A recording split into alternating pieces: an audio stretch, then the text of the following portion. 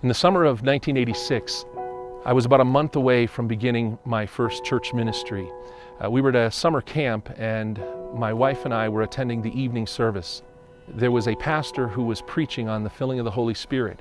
At the end of the sermon, I looked at my wife and I said, we have to go forward, because we can't begin ministry without the filling of the Holy Spirit, without the empowerment of the Holy Spirit. And so we both went forward to the altar and we knelt there. And before we knew it, this man had come up and asked if he could pray with us. He began to pray, asking that God would fill us with the Holy Spirit. And he maybe prayed a minute, not much more than a minute. And then he announced, there, it's done. And I looked at him and I looked at my wife and I said, are you sure? I really believe there should be some evidence that a person had been filled with the Holy Spirit. A.W. Tozer said he had never met a man or a woman who'd been filled with the Holy Spirit and did not know it. Well, I didn't know it. I didn't feel it. 2 days later, my wife and I ended up in an argument, and she looked at me and said, nothing happened to you. And I agreed, and of course added, nothing happened to you either. And then we began to pray and ask God to fill us with His Holy Spirit. The Lord really used that because it created a hunger in us. It made us begin to search and desire, not for any particular gift or manifestation, but for more of God, for His empowering presence. Over the next few weeks and months, we started ministry, and there were good things happening in our church, but I knew there had to be more. In fact, I was very tired, as I felt like we were doing most of our ministry in our own strength.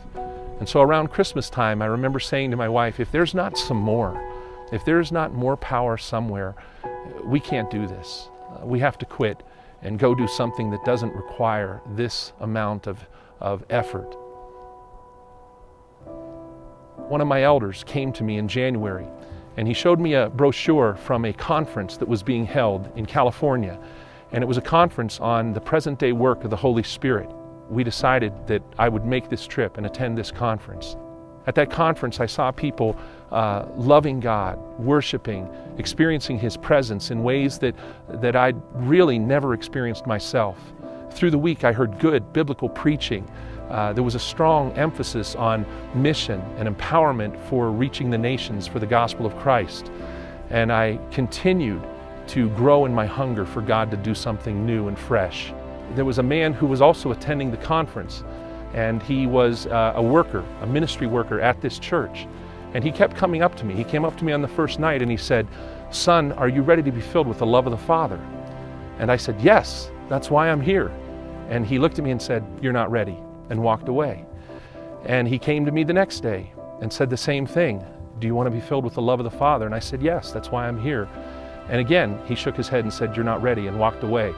And so with my hunger, my frustration was also growing, but I kept pressing in. I kept asking God to do everything He wanted to do. And so finally on Friday night, when they asked pastors to come forward who needed to be filled with the Holy Spirit, I think I ran to the front.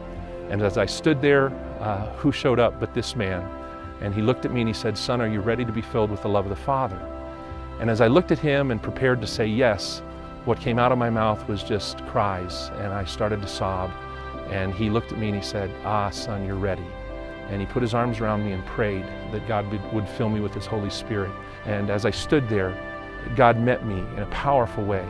In Ephesians, it says that we're sealed by the love of His Spirit, and that's what it felt like God did in that moment.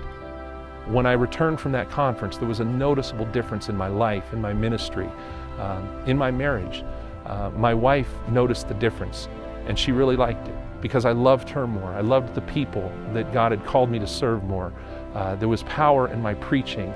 We saw people begin to get healed and saved and set free from sins that had kept them bound for years. What I learned in that experience and in other experiences as God has met me and filled me again and again is that without the empowering of God's Holy Spirit, this ministry that we're called to is impossible.